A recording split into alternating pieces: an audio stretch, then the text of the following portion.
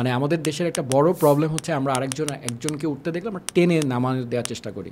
এত মানুষ, এত তরুণ, এত শিক্ষা ব্যবস্থা, এত অপরচুনিটি, এত ফ্রিল্যান্সার, এত এন্টারপ্রেনিয়র, কিন্তু তাহলে আমরা কোন দিকে আগাচ্ছি?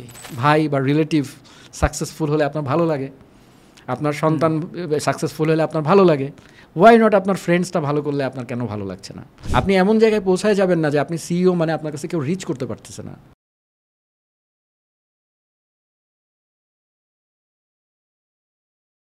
এন্টারপ্রেনারশিপ এবং স্টার্ট আপ এই যে দুইটা ভিন্ন জিনিস। স্টার্ট আপ একটা বিগ আইডিয়া নিয়ে কাজ করছে এবং আমেরিকান ডেফিনেশন বলে যে 5 বছর কোনো একটি বিষয় নিয়ে কাজ না করলে স্টার্ট আপ ফাউন্ডার বলা যায় না। অ্যাবসলিউটলি। হ্যাঁ, সো এবং স্টার্ট আপের ফরম্যাটটা ডিফারেন্ট। আমরা এখন কথা বলবো এন্টারপ্রেনারশিপ নিয়ে। আপনি আপনার বিজনেস শুরু করেছেন, আপনি স্কেল করেছেন, আপনি সাস্টেন করেছেন লঙ্গার টাইম, আমরা জানি।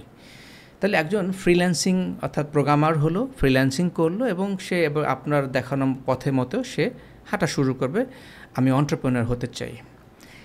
বিজনেস বিল্ডিং প্রসেসটা কি, যেটা আপনি করেছেন 2008 বা 2007 থেকে as of now?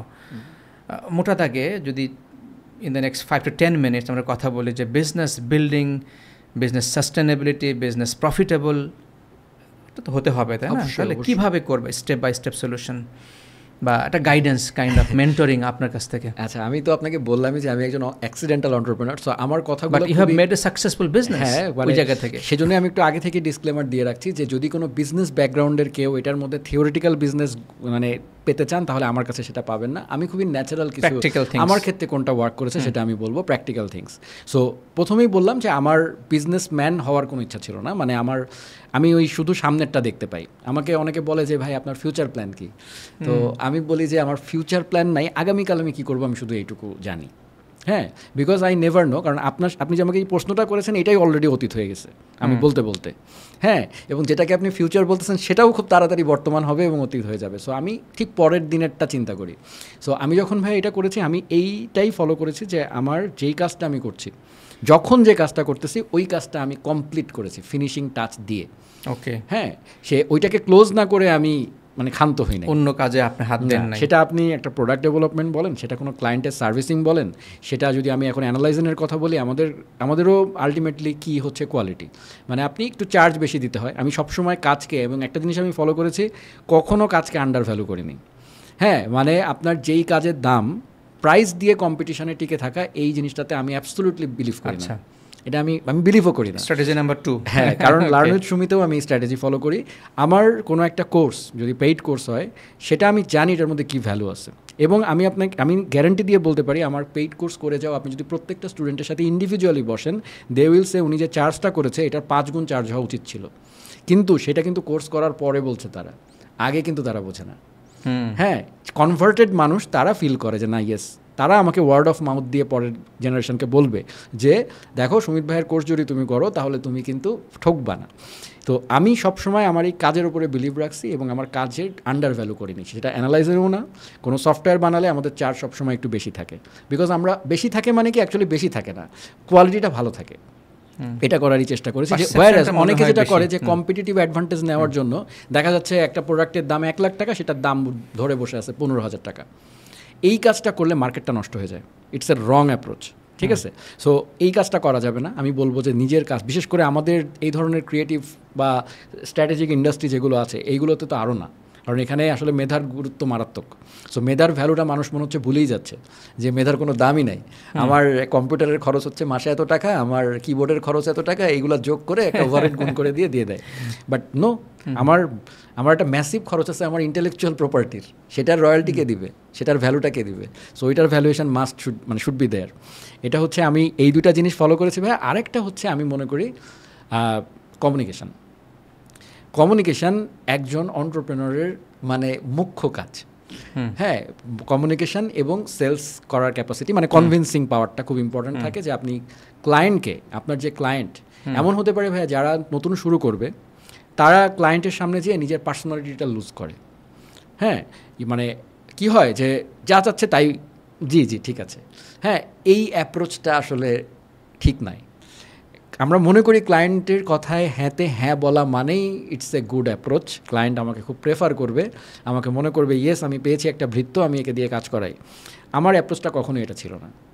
I always went to any companies and said, যখনই এরকম কোনো অ্যাপ্রোচ আমি দেখেছি যে আমাকে এরকমভাবে ট্রিট করা হচ্ছে, মাই ক্লিয়ার কাট কমিউনিকেশান ওয়াজ দেয়ার যে এই কাজটা তুমি পারো না দেখে, I am your partner, I am not your vendor, এই কাজটা তুমি পারো না দেখে তুমি আমাকে ডেকেছো as a expert, so I am the expert here, I will tell you, তুমি তোমার প্রবলেমটা বলবো আমাকে, সলভ কীভাবে করবো সেটা আমি তোমাকে গাইড করবো, that should be the partner model.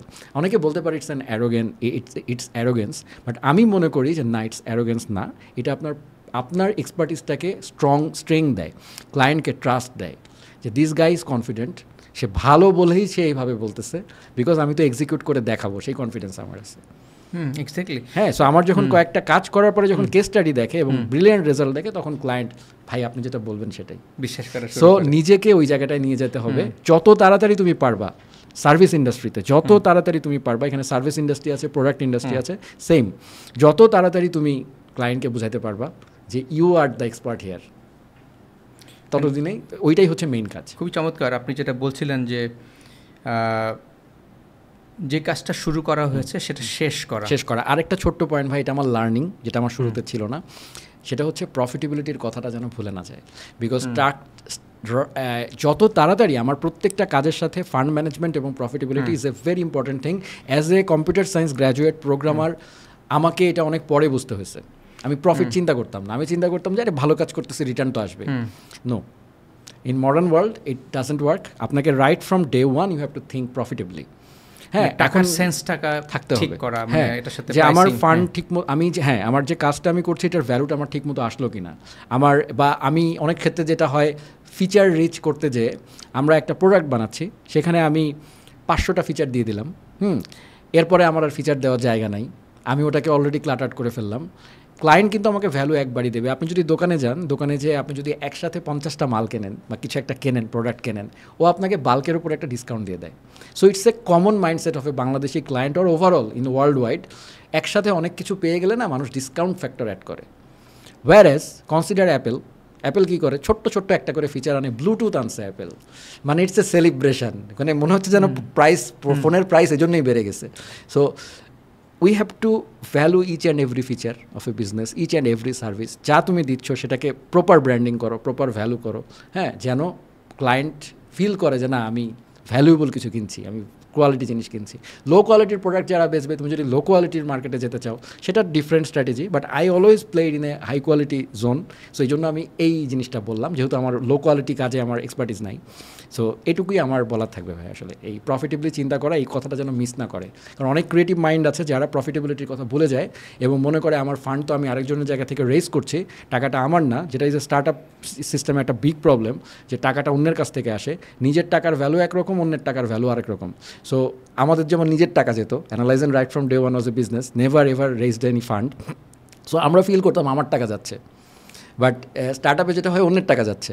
So definitely startup ফাউন্ডারদের ম্যাসিভ প্রেশার থাকে, আই মানে হেভিলি রেসপেক্ট দেম, তাদেরও প্রচুর টেনশনস থাকে, বাট স্টিল ফেরত দেওয়ার একটা মাইন্ডসেটও থাকে। কিন্তু আমি বলবো যে প্রফিটেবলি চিন্তা করা উচিত, ফিচার বাই ফিচার। হ্যাঁ, আমরা কথা বলছিলাম অ্যাকচুয়ালি যে কোন কোন বিষয়গুলো আসলে খুবই গুরুত্ব দেওয়া দরকার। এর মধ্যে প্রথমটা যেটা আপনি বলেছেন, ফিনিশ হোয়াট ইউ স্টার্ট। ইংলিশে যদি বলি, বাংলা যেটা শুরু করা হয়েছে সেটা যেন শেষ করা হয়, কিন্তু অধিকাংশ ক্ষেত্রেই কিন্তু এটা হয়ে ওঠে না।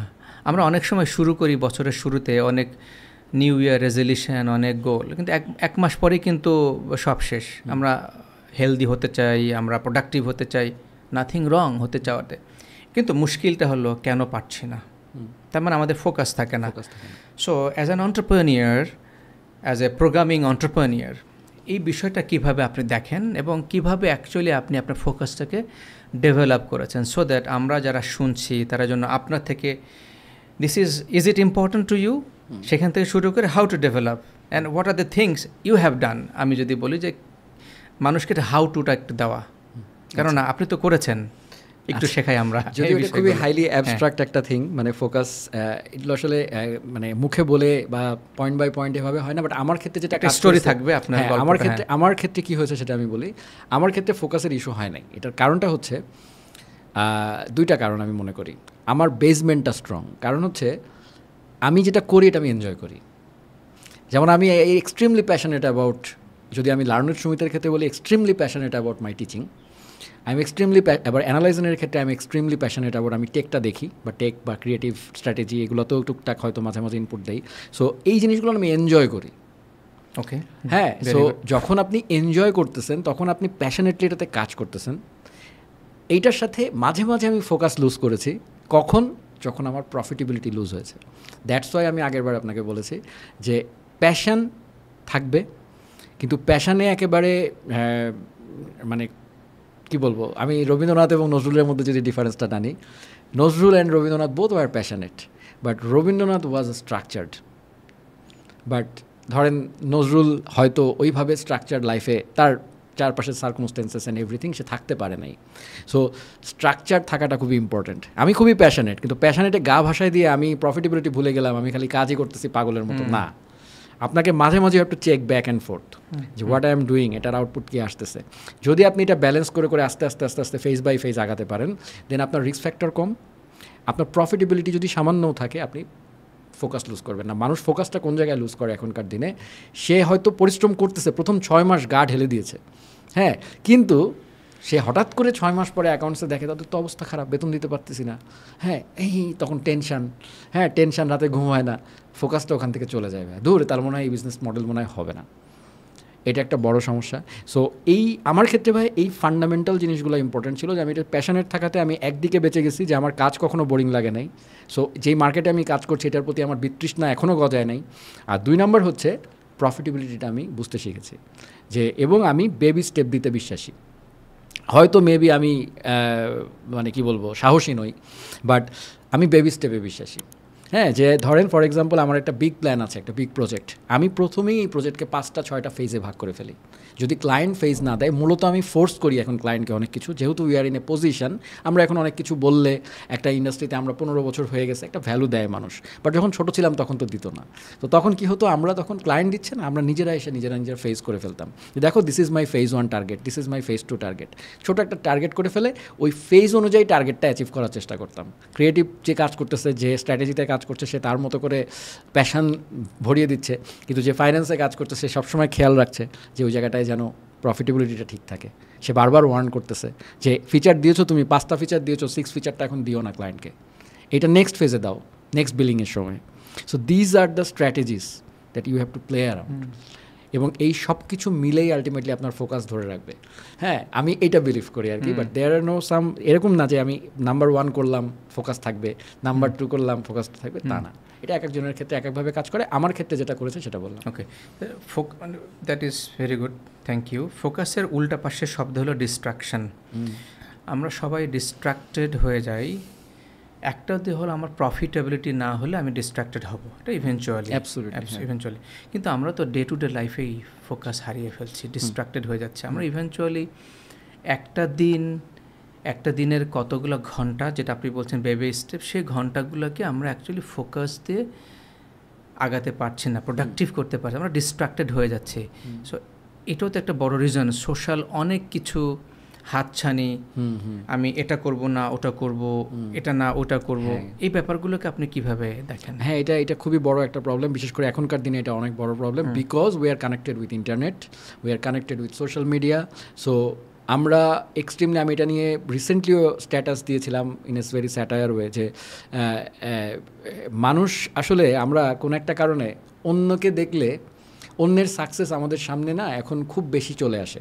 বিকজ আমরাও ছোটোবেলায় কিন্তু সোশ্যাল মিডিয়া দেখিনি, কেউ সাকসেসফুল হলে তার ক্লোজ রিলেটিভ বা তার ফ্রেন্ডস অ্যান্ড ফ্যামিলি বা সে খুব ইম্প্যাক্টফুল মানুষ না হলে খুব বেশি মানুষ জানতো না।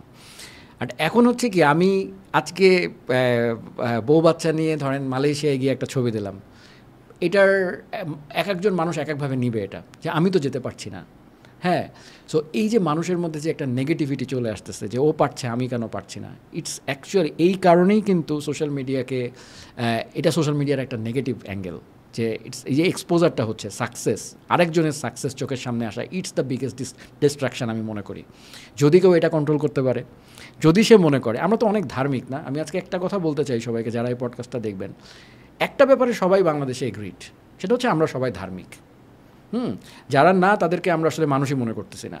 সো এখন যদি আমরা সবাই ধার্মিক হই, তার মানে we believe in one single god. হ্যাঁ, সেটা যে রিলিজিয়ানেরই হোক, আমি আমার রিলিজিয়ানে বিলিভ করি, আরেকজন তার religion, but God is there, we believe, and we are all are creations of God. একদম। সো আমার সামনে যদি আপনি একটু ভালো থাকেন, সো গডেরই যদি আমরা ক্রিয়েশন হই, actually we are brother sisters, something like that. So সহযাত্রী আমরা সবাই মানব আমাদের। তো আমার কথা হচ্ছে, আপনার ভাই বা রিলেটিভ সাকসেসফুল হলে আপনার ভালো লাগে, আপনার সন্তান সাকসেসফুল হলে আপনার ভালো লাগে, ওয়াই নট আপনার ফ্রেন্ডসটা ভালো করলে আপনার কেন ভালো লাগছে না, বা আরেকজন করলে কেন ভালো লাগছে, এটা ডিস্ট্রাকশন কেন হবে? Consider it like that. আমার এরকমই, আমি এভাবেই করি, আমার কিন্তু লাগে না। আমার মনে হয় যে বাহ, বেঁচে গেছি, একজন মানুষ পজিটিভিটির দিকে আছে, তাহলে আমার জন্য এয়ারটা একটু স্মুথ হবে। সো এইভাবে যদি আমরা চিন্তা করি, তাহলে এই হিংসা বিদ্বেষ এই জিনিসগুলো is the biggest destruction nowadays. একজন স্টার্ট আপ ফাউন্ডার, সে একটা প্ল্যান, একটা আইডিয়া নিয়ে আগাচ্ছে, সে আরেকজন স্টার্ট আপ ফাউন্ডার সিমিলার টাইমে শুরু করা হয়তো বড় হয়ে গেছে, সে হয়তো কোনো একটা কারণে বড় হতে পারে নাই, সে ডিস্ট্রাক্টেড হয়ে গেছে, সে ফোকাস রাখতে পারছে না, আহা আমি মনে হয় পারলাম না, আমার কি ভুল হচ্ছে, বারবার নিজের ভুল খোঁজার চেষ্টা করতেছে, মানে ওটার মধ্যেই কাজের দিকে আর ফোকাস নাই, সবসময় ওদের পিছনে দৌড়াচ্ছে, ও কি করলো, ওর স্ট্র্যাটেজি কী ছিল। Your strategy, focus on your own strategy, not always rely on other strategy, because different person have different strategies. সবার ক্ষেত্রে সব জিনিস মিলবে না, প্যারাসিটামল 2 বেলা সবার ক্ষেত্রে আসলে কাজ করবে না।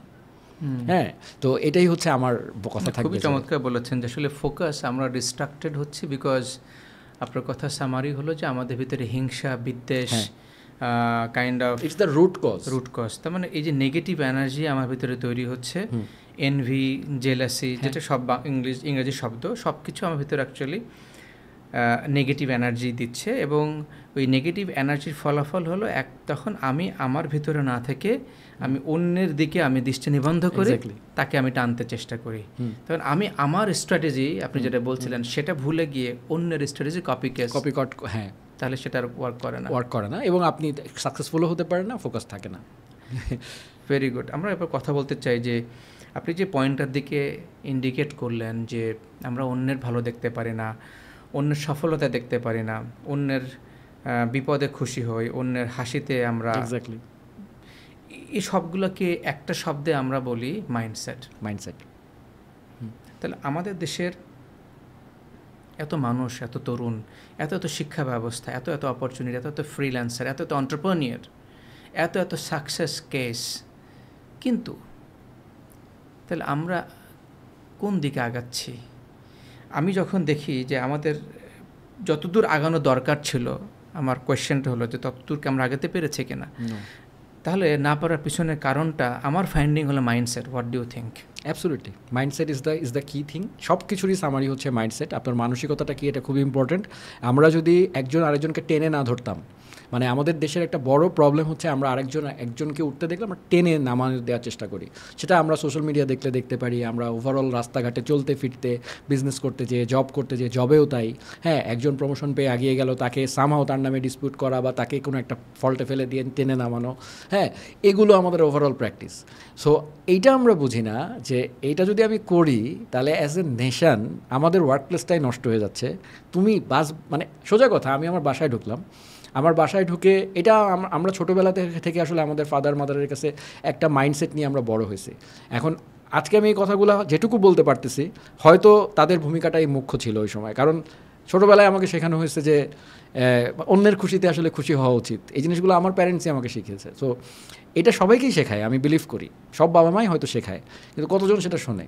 হ্যাঁ, তো আমরা হয়তো শুনে আসছি, বাট এখন হয়তো আমাদের মধ্যেও যে নাই তা আমি বলছি না, বাট এই যে আরেকজনকে টেনে ধরে মানে নামানো। আপনি যদি আপনার ঘরে ঢোকেন, আপনার ঘরে যদি 5 জন ফ্যামিলি মেম্বার থাকে, তো আপনার কি ভাল লাগবে যদি ওরা ঝগড়া করতেছে সারাক্ষণ, ধরেন এ ওকে মারছে? আপনি কিন্তু নিজের ঘরে সেটা চান না। হ্যাঁ, তো আপনার ফ্যামিলি মেম্বার 5 জন, এখন যদি আপনার ঘরটাই 100 কিলোমিটার এরিয়ার হতো, আস্তে করে 1000 কিলোমিটার হতো, লোক বাড়ছে, সবই যদি আপনার ফ্যামিলি মেম্বার চিন্তা করেন, তাই একটা country, patriotism is very important, দেশপ্রেম। তো এই জায়গাটা থেকে আপনি যখন দেখবেন যে আপনার দেশের মধ্যে মানুষগুলা হ্যাঁ, যদি আপনি একটা পরিবার চিন্তা করেন তাহলে কিন্তু একটা বিগার স্কেল আপনার তো এটা করার কথা না। আপনার বরং ওকে আরও ইন্সপায়ার করে আগায় দেওয়া উচিত যে হ্যাঁ আমার ভাই, দেশের একজন ভাই এটা করেছে, he should be proud, he or she should be proud, যেটা আমরা অনেক দেশেই দেখতে পাই। হ্যাঁ, বাট আমাদের দেশে এটা সারপ্রাইজিংলি মিসিং। আমরা ইনফ্যাক্ট ধরেন দেশের স্বার্থে আঘাত লাগে এরকম কিছু দেখলে আমরা রাজনৈতিকভাবে মানুষজনকে ভাগ হয়েছে যেটা দেখি। হ্যাঁ, যে কিন্তু যেটা এক্সট্রিমলি নেশনের ক্ষতি, এই ব্যাপারেও আমরা আমাদের দেশে ক্রিকেট টিম, হ্যাঁ, যেটাকে আমরা ডেফিনেটলি দেয়ার আর সাম প্রবলেমস, দেয়ার আর সাম অথরিটি ইস্যুস, হ্যাঁ, ম্যানেজমেন্ট ইস্যুস, বাট এইটার মানে এই নয় ক্রিকেট ইজ আওয়ার ইমোশন। হ্যাঁ, তো ইমোশনের জায়গাটা থেকে আমরা আমাদের ক্রিকেটারদের তো আমাদেরকে মানে মাথায় তুলে রাখা উচিত, বিকজ তারা আমাদেরকে রিপ্রেজেন্ট করে অন্য দেশে নিয়ে যায়। তো আপনি যখন সোশ্যাল মিডিয়াতে আপনার এমন কোনো মেসেজ দিবেন যে মেসেজটা আপনার ক্রিকেটারদেরকে ছোট করছে অ্যাজ এ নেশন, এবং সেই মেসেজটা যদি ইংলিশে হয়, তো যদি এটা অন্য দেশের মানুষজন দেখে, সো স্বাভাবিকভাবে এটা খারাপ দেখায় আর কি। সো আমাদের মনে হয় কিছু জিনিস একটু করা উচিত। ইমোশন অবশ্যই থাকবে, আমরা অখুশি হব, হব, কিন্তু আমরা এমন কিছু করব না যে আমাদের ক্রিকেটাররা আমাদের মানে দেশকে রিপ্রেজেন্ট করতেছে সেই জিনিসটাকে এমন ছোট করব যে আর তখন তারা দাঁড়াতেই পারবে না। হ্যাঁ, এবং তারা হারলেও আমরা সেলিব্রেট করি, মানে তারা জিতলে কিন্তু আমরা এখন অত খুশি হই না। আপনি দেখবেন এখন, আগে আমরা ছোটোবেলায় দেখতাম বাংলাদেশ ক্রিকেট টিম জিতেছে, হয়তো রেয়ারলি 10টা খেলার মধ্যে একটা জিতছে, তো ওরে সেলিব্রেশন, আমরা মিছিল করতে বেরো যেতাম, এটা আপনিও দেখেছেন। হ্যাঁ, তো এখন সেলিব্রেশন তো দূরের কথা ভাইয়া, আমি নিউজটা আমাকে জানার জন্য ক্রিকইনফোতে যেতে হয় বাংলাদেশ কি জিতলো, যেহেতু খেলা দেখার সময় হয় না বা অনেক সময় দেখতে পাই, কিন্তু আগে একটা সময় বাংলাদেশ জিতলেই বোঝা যায় তো ভাই, চারপাশে বাড়ি হচ্ছে, ধামাধম হচ্ছে, বোঝা যায়, we could have predict, but এখন আমরা সেটা পাই না। বরং বাংলাদেশ ছাড়া অন্য দেশের ক্রিকেটাররা জিতলে কেন জানি আমি অনেক ক্ষেত্রে সেলিব্রেশন বেশি দেখি। সো এই ব্যাপারগুলো আমাদের মধ্যে, মানে আমরা কি আসলে টোটালি ধরে নিছি যে আমরা বাংলাদেশে জন্মগ্রহণ করব, বেসিক ফ্যাসিলিটি যা যা আছে সরকার থেকে সব নিব, পাবলিক সমস্ত সুযোগ সুবিধা নিয়ে তারপরে আমরা একটা সার্টেন স্টেজে যাব, যেই আমরা বিদেশে উড়াল দিব। আই থিঙ্ক সবারই ক্যারিয়ার গোল এখন এটা। হ্যাঁ, আমাদের দেশের ওভারঅল ইমেজ মানুষের কাছে কি এই জন্য একটু নেগেটিভ, অথবা আমরা নেগলেক্টেড? আমি নিজে ভাইয়া 6-7টা দেশে ভ্রমণ করার সুযোগ হয়েছে, তো সেখানে কয়েকটা জায়গায় হ্যাঁ আমার এক্সপিরিয়েন্স হয়েছে।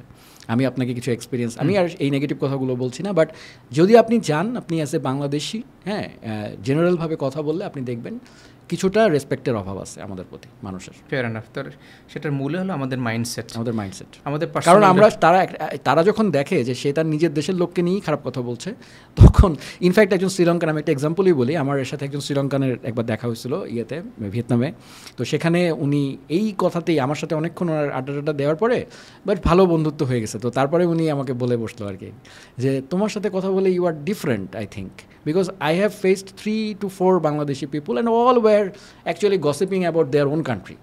হ্যাঁ, তো আই থট যেহেতু 3-4জন দেখছি, 4জনের মধ্যে 4জনই একই কথা বললো, তার মানে তোমরা মনে হয় এটাই করো। তো এই যে আমার মাথায় এটা স্ট্রাইক করছে, এরপর থেকে ভাই আমি কোনো বিদেশির সামনে গেলে অ্যাটলিস্ট মানে একটু রিজার্ভড হয়ে যায়। তার মানে আমাদের আসলে দেশ সম্পর্কে অন্যদের কাছে পারসেপশনটা আসলে ভিন্ন, নেগেটিভ। আমার নিজের জিনিসকে আমার মনে হয় ঘরের মধ্যে আমার স্বরাষ্ট্র যেটা আছে সেখানে আই শুড কমপ্লেন যে আমার কোথায় প্রবলেম আছে, definitely I have the right as a citizen, but when I am in foreign ministry চিন্তা করেন, ফরেন মিনিস্ট্রির পলিসি কী হওয়া উচিত?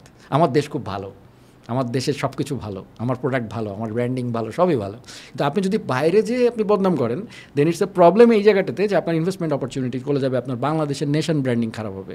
হ্যাঁ, সো আমার স্বরাষ্ট্রতে একটা জিনিস, এট দ্য সেম টাইম আমার দেশে যে ইমেজটা আসবে, হ্যাঁ, আমার দেশে যে কাজ আসবে, যে দিবে, আপনার যে আইটি মার্কেট, আপনারা যারা বিজনেস করছেন, আপনাদেরকে যে কাজ দিবে সেটা কি দেখে? দেশের ইমেজটা দেখে। তো আমরা জাপানি, যদি দেশে আমার এটা এই সমস্যা ওইটা সমস্যা বললে যেটা হয়, ওই অপশনটা কমে যায়। আমরা জাপানের জিনিস খুঁজি, জাপান, আমরা কিন্তু কোন কোম্পানি খুঁজছি না, Japan, made in Japan. So আমরা থার্ড যে পয়েন্ট, বাট একই সাথে আমি এটা নিয়ে একটু কনফিউশন হয়েছিল এর আগে একটা সেম পডকাস্টে, আমি রকমারির একটা পডকাস্টে গেছিলাম, সেখানে সেম কনফিউশনটা হয়েছিল যে আমি একটা ওয়ার্ড মিসিংয়ের কারণে এটা ইয়োলো জার্নালিজম হয়ে গেছিলো, যে আমি বলেছিলাম যে বিদেশে বসে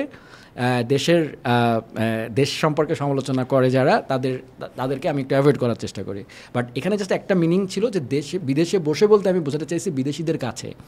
হ্যাঁ, ইটস নট যে আপনি দেশের মধ্যে আপনার নিজের দেশ সম্পর্কে কোনো সমালোচনা করার আপনার রাইট নাই। আপনি ফরেনে বসে, if you are a Bangladeshi, you have every right as a citizen to complain about your country, কোন জায়গায় সমস্যা আছে, but at the same time complain যদি আপনি 10টা করেন, অ্যাটলিস্ট একটা তো পজিটিভ কিছু আছে। You should highlight that outside the world. যে ভাই আমার দেশের কিন্তু পাট অনেক ভালো, একটু একসময় আমরা বলতাম আমার দেশের গার্মেন্টস কিন্তু অনেক ভালো, আমাদের দেশের সফটওয়্যার ইন্ডাস্ট্রি কিন্তু অনেক বুমিং, হ্যাঁ অনেক ইনভেস্টমেন্ট আসতেছে, হ্যাঁ তারপরে আমাদের রাস্তাঘাট দেখো, হ্যাঁ তো আমাদের যমুনা পদ্মা সেতু আছে, এইগুলো তো আমার বাইরের মানুষকে বড় করে দেখানো উচিত। I have to be a sales guy there. হ্যাঁ, যদি আমি বিজনেসের অ্যাঙ্গেল থেকে চিন্তা করি, যখন আমি দেশে আসবো, আপনি আপনার কোম্পানিতে আসলে আপনার সাথে যারা কাজ করে তাদের কিন্তু প্রবলেম আপনি খুঁজে বের করেন। সো আপনি যখন নিজের দেশে আসবেন তখন আপনি হ্যাঁ আমার দেশের এই সমস্যা আছে ভাই, এটা ঠিক করতে হবে, সমালোচনা করলে সমালোচনা করতে হবে, স্ট্রং হতে হলে স্ট্রং হতে হবে, কিন্তু আমি বাইরে গিয়ে আমার মনে হয় একটু রিজার্ভড হওয়া উচিত। একদম। আমাদের থার্ড পিলার যে আসলে এন্টারপ্রেনারশিপ ডেভেলপমেন্টে আপনি কিভাবে দেখেন যে আপনি আপনার সহকর্মীদেরকে কিভাবে ডেভেলপ করেছেন এবং তাদেরকে ডেভেলপ করার গুরুত্ব কতটুকু, এটা কি আলটিমেটলি আপনার বিজনেস সফলতাকে ত্বরান্বিত করে কিনা, এক্সপেডাইট করে কিনা, এই তিনটা জিনিসকে সমন্বয় করে আলটিমেটলি মানব সম্পদ উন্নয়নে আপনার কাছে আপনি programmer, right, you are programming teacher, fine, at the same time আপনি একজন এন্টারপ্রেনার, বিজনেস বিল্ড করেছেন। সো এই জায়গাটাতে এই পিলারটু কতটুকু গুরুত্ব এবং কিভাবে আপনি দেখেন? থ্যাংক ইউ ভাই এটা করার জন্য, এই প্রশ্নটা করার জন্য। আপনি যদি আমাকে বিজনেস একজন এন্টারপ্রেনারের অনেকগুলো স্কিলের কথা বলেছি, বাট আপনি যদি একটা স্কিল আমাকে চুজ করতে বলেন যে স্কিলটা মোস্ট ইম্পর্ট্যান্ট, সেটা হচ্ছে পিপল ম্যানেজমেন্ট। এটা মেবি একদম স্টার্টে হয়তো খুব বেশি অনেক ছোট পরিসরের বিজনেস যখন আমরা গ্রো করছি তখন হয়তো কেউ ফিল করে না, বাট একটা বিজনেসকে ধরে রাখতে গেলে এবং সাস্টেনেবল করার জন্য এবং স্কেল করার জন্য people management is the core skill entrepreneur should have. হ্যাঁ, এইটা আমাদেরকে বুঝতে হবে যে, এবং যারা তাদের নিজের পিপলকে এমপ্লয়ি না মনে করে, যেটা অ্যানালাইজেনে আমরা করেছি, আপনি হয়তো জানেন যে অ্যানালাইজেনে ইনফ্যাক্ট কিছুদিন আগে আমার আরেকজন পার্টনারও এসেছিল আপনার পডকাস্টে, রিসালাত ভাই। তো আমাদের কার্ডের মধ্যে কোনো ডেজিগনেশন থাকে না, আমাদের সিইও এমডি এগুলো থাকে না, আমরা কোম্পানির ভিশন কোর থেকেই আমরা কিছু সুপার হিরো ক্যারেক্টার দিয়ে রাখছি। শুনলে ফানি লাগে, যেহেতু আমরা অ্যাডভার্টাইজিং ক্রিয়েটিভ ইন্ডাস্ট্রিতে আছি, এটা যায়ও ওখানে, কিন্তু এটার কোর উদ্দেশ্য ছিল কিন্তু অ্যাকচুয়ালি সবাইকে ফিল করানো যে তুমি এক্সিকিউটিভ, আমি CEO, no, I am the rainmaker, you are Captain Jack Sparrow. So like that. So তখন আপনি ইকুয়াল ফিল করবে, সে ফিল করবে না যে উনি আমার বস, এবং আমাদের মধ্যে বসিং কালচারটা নাই। হ্যাঁ, অনেক কর্পোরেট, আপনি যখন ফাইন্যান্সিয়াল একটা অর্গানাইজেশন, একটা ব্যাংক, সেখানে আপনি এটা করতে পারবেন না, বা অনেক কর্পোরেটে আপনি এটা করতে পারবেন না, but at least behind the scene একটা যিনি মেনটেন করছেন তার এই জিনিসটা থাকা উচিত যে আপনার অফিসের প্রত্যেকে যেন আপনার কাছে রিচ করতে পারে। আপনি এমন জায়গায় পৌঁছায় যাবেন না যে আপনি সিইও মানে আপনার কাছে কেউ রিচ করতে পারতেছে না। হ্যাঁ, your door should be open for all. আপনি আমাকে এই ইন্টারভিউটা শুরু করার আগে আপনি গ্রামীণ ফোনের সিইও ওনার একটা দেখাচ্ছিলেন, উনি কিন্তু এই স্ট্র্যাটেজির কথা বারবার বলেন। উনি দেখবেন সবার কাছে অ্যাভেলেবল থাকার চেষ্টা করেন, উনি গ্রামে যাচ্ছেন, সবার কাছে পৌঁছানোর চেষ্টা করেন what message that you wants to put. Simplify, হ্যাঁ, খুব সিম্পলিফিকেশন মানে করছে উনি এই মেসেজটাই দিতে চাচ্ছে যে দেখো, I am down to earth, আমি মাটিতে চলি, আমি এখানে ফ্লাই করছি না, I am reachable. So that's the message that he wants to put always. So আমি বলবো এইটা একজন এন্টারপ্রেনারের জন্য খুব ইম্পর্ট্যান্ট, মানে পিপল ম্যানেজমেন্ট স্কিল এবং ক্লোজ টু মানুষজনের সাথে থাকা, তাদের প্রবলেমসগুলো দেখা। এবং আরেকটা খুবই ইম্পর্ট্যান্ট জিনিস, যেটা আমি ওয়ার্নিং দিয়ে বারবার বলছি, সেটা হচ্ছে আপনার কোনো টিমমেট, আমি এমপ্লয়ি বলবো না, টিমমেট, সে ধরেন আপনি কোনো ক্লায়েন্ট পিচে গেছেন বা কোনো জায়গায় ক্লায়েন্টের সামনে, নেভার এভার তাদেরকে ক্লায়েন্টের সামনে হিউমিলেট করা যাবে না। লাইক ধরেন ফর এক্সাম্পল, আপনি একটা পিচে গেছেন বা কোনো একজন কাউকে আপনার সাথে নিয়ে গেছেন, আপনার একজন এমপ্লয়ি হোক আর টিমমেট হোক, আপনার কোনো একটা মানে গুফ আপ করেছে সে, আর আপনি অ্যাজ এ কোম্পানির ওনার ক্লায়েন্টের সামনে আপনার খুবই খারাপ লেগেছে জিনিসটা, আপনি ক্লায়েন্টের সামনেই ওকে একেবারে মানে দিয়ে ধুয়ে দিলেন। Never ever do that, it will actually destroy your own reputation. Client আপনাকে দেখে মনে মনে হাসবে, ওই লোকটার আপনার প্রতি রেসপেক্ট চলে যাবে। ভুল এক জিনিস, ভুল শুধরানো যায়, but the moment you lose your respect you will be destroyed. সবাই আপনাকে, এরপরে ক্লায়েন্ট কী করবে, বাহ, কোম্পানির মালিককে তো ডেকে নিয়ে যে কোনো সময় যাকে তাকে দিয়ে একটু কমপ্লেন করিয়ে দিলেই তো কাজ হয়ে যায়। তখন ও এই স্ট্র্যাটেজি ফলো করবে ক্লায়েন্ট, বিকজ আমরা যে ইন্ডাস্ট্রিতে কাজ করি সেখানে মূলত যারা আমাদেরকে দিয়ে কাজ করায়, দে আর অ্যাকচুয়ালি ম্যানেজিং পিপলস, ম্যানেজিং দেয়ার এজেন্সিজ, ম্যানেজিং দেয়ার ভেন্ডর্স, করছে না কিছুই, অল ম্যানেজিং। সো ওই জায়গা থেকে আমি বলবো যে এই ছোট ছোট বিষয়গুলো একটু কমন সেন্সে আনা উচিত। অনেকে মনে করে আই এম দ্য সিইও, হ্যাঁ, আমার ক্লায়েন্ট হচ্ছে আমার boss, client is my God. So আমি যাব সেখানে, যাই আমি আমার একটা এমপ্লয়কে ধুয়ে দিব, তার কাজ ভুল হয়েছে, আমি খুব দেখাবো আমি খুব এটার ব্যাপারে খুব extremely passionate, please don't do that. Okay আপনি আপনার অর্গানাইজেশনে নিয়ে এসে যা খুশি করেন, হ্যাঁ, বাট নেভার এভার ওই কাজটা করবেন না। এটা করলে এটা খুবই মানে আমি তো বললামই কী হতে পারে আর কি।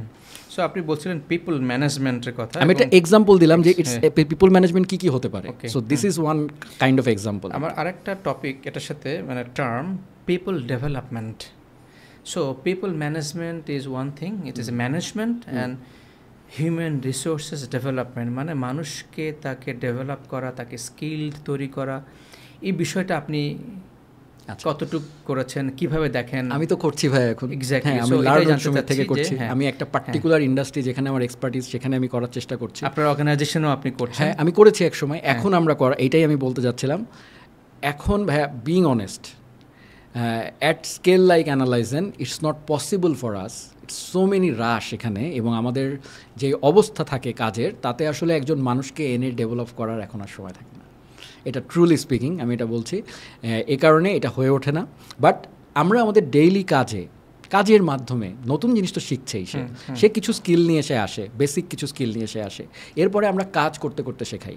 আমরা করি কি খুব কুইকলি, আমাদের অ্যানালাইজেনের কোর থিংই হচ্ছে আমরা খুব কুইকলি বড় মানে ওকে সমুদ্রে ফেলে দিই আসলে। আচ্ছা, আপনাকে নিয়ে আসলাম ছোট একটা মাছ, ও কিছু যে ও একটু সাঁতরাতে পারে, নদীতে সাঁতরায় আসছে, ওকে আমরা আগেই সমুদ্রে ফেলে দিই। আচ্ছা, ঠিক আছে, হ্যাঁ, ধরে থাকি, শিখতে হবে। এই চ্যালেঞ্জটা আমরা দিয়ে দিলে আমি দেখেছি আমরা মোস্ট অফ দ্য কেসে আমরা ভালো আউটপুট পাই। এটা একটা কথা। আর পিপল ডেভেলপমেন্ট একটা সময় আমরা করেছি ভাই, যখন কোম্পানি শুরু করি, এই যে আপনাকে আমি বললাম যে ডিজিটাল অ্যাওয়ারনেস তৈরি করার সময় আমরা তো লোকই পেতাম না। এখন কোনো ফাদার মাদার প্যারেন্টস তার বাচ্চাকে এরকম একটা ডিজিটাল এজেন্সি, হ্যাঁ তোমরা ফেসবুক করে টাকা ইনকাম করো, তুমি তো আমার বাচ্চাকে নষ্ট করে দিবা, এই জিনিস আমরা ফেস করেছি 2009-এ। এখন তো করতে হয় না এটা, এখন তো ডিজিটাল মার্কেটিং নিয়ে কোর্স আছে, অনেক ইউনিভার্সিটিতে স্যার আছে শিখায়। বাট আমাদের সময় চিন্তা করেন তো, তখন আমার এমনও মনে আছে যে কোনো মেয়েকে আমরা রিক্রুট করলে তার গার্জিয়ান সারপ্রাইজ ভিজিট দিত অফিসে, যে মেয়েকে কোথায় নিয়ে গেছে। হ্যাঁ, তো এই জিনিস আমরা করেছি। কি করে ওরা? আমরা শুধু, আপনি বলছেন পিপল ম্যানেজমেন্ট, আমরা গার্জিয়ান ম্যানেজ করেছি ভাইয়া। আমরা ফাদার মাদারকে বুঝিয়েছি যে আপনি সারাদিন থেকে দেখেন এখানে কি হচ্ছে, Facebooking is the main, is not the thing. হ্যাঁ, সো এটা আমরা একসময় করে এসেছি ভাইয়া। বাট ট্রুলি স্পিকিং এই সময় আমরা হয়তো খুব বেশি ওটা করতে পারি না। হ্যাঁ, বাট চেষ্টা করি যতটুকু আমাদের যা এক্সপিরিয়েন্স আছে কাজের মাধ্যমে শেয়ার করে দেওয়ার আর কি। অ্যামেজিং। আমরা একদম শেষের দিকে, যে কমন প্রশ্ন সবাইকে আমি করি, যে নিজেকে কোথায় দেখতে চান আগামী 30 থেকে 40 বছরের ভেতরে? হ্যাঁ, সবারই দুর্বলতা থাকে, এটা আমার একটা দুর্বলতা, যে আমি ফিউচার দেখতে পাই না। ঠিক আছে, আমি একেবারেই ফিউচার দেখতে পাই না। আমি শুধু ইনফ্যাক্ট আমার কাছে পরশু দিনের শিডিউল যদি কেউ বলে যে আপনি পরশু দিন একটু ফ্রি আছেন কিনা, আমি মানে খুব কনফিডেন্টলি বলতে পারি না যে আমি পরশু দিন কারণ আমার লাইফ ইজ এক্সট্রিমলি খুবই কেওটিক একটা লাইফ। হ্যাঁ, মানে আমি খুব বেশি সময়ও থাকে না আমার, খুবই দৌড়াদৌড়ি, সব কিছুর মধ্যে খুবই আর্জেন্সি থাকে। তো তারপরেও আমি যেটা বলবো যে আমি এমন একটা জায়গায় নিজেকে দেখতে চাই, সেটা হচ্ছে যে অ্যাটলিস্ট যেন আমি চলে যাওয়ার পরে কেউ আমাকে অ্যাটলিস্ট 50-60 বছর মনে রাখে। অ্যামেজিং। আপনি সবচেয়ে ইম্পর্ট্যান্ট যেটা করেন, যে আপনি বর্তমানে থাকেন, যেটাকে আমরা বলি বি হিয়ার নাও। আমরা অনেকেই এখন জানি মাইন্ডফুলনেস, আমরা অনেকেই এখন জানি যে focus is everything. Robin Sharma বলে মানাইকাল ফোকাস, লেজার ফোকাস। আসলে প্রোডাক্টিভিটি এবং পারফরমেন্স বা এফিসিয়েন্সি বাড়াতে হলে আমাকে আসলে বর্তমানে থাকতে হবে। আপনি এই জায়গাটাই খুবই স্ট্রং, এই জায়গাটাই আপনার নাম্বার 1 পিলার, এটা আমার কাছে মনে হয়েছে। আর যে মানুষের ভিশন ওভারঅল ডেভেলপ করে, যেটা আপনি বলছিলেন যে দ্যাট ইজ আপনার ভিশন, যে মানুষজন আপনাকে মনে রাখে 50-60 বছর। সো আমি মনে করি যে যেটা আপনার নাই সেটা না, এটা আপনার আছে, বাট আপনার ভিশনটা হলো মানুষজন আপনাকে কাজের মাধ্যমে মনে রাখে আগামী 50 থেকে 60 বছর। That is where you want to see. I want to thank you, Sumit Shah, for your time. Nice meeting you. It was an amazing discussion. I really enjoyed. দর্শক, আপনারা এতক্ষণ যখন দেখলেন, ডেফিনেটলি আপনার কিছু কি টেক অ্যাওয়ে আছে এই পডকাস্ট থেকে। কেমন লাগলো, কোন কোন জিনিস ভালো লেগেছে, যদি ভালো লেগে থাকে সেটাও শেয়ার করুন, ভালো না লাগলে সেটাও শেয়ার করুন।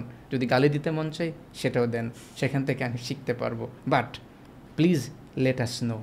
অ্যাট দ্য সেম টাইম অন্যকে জানিয়ে দেন।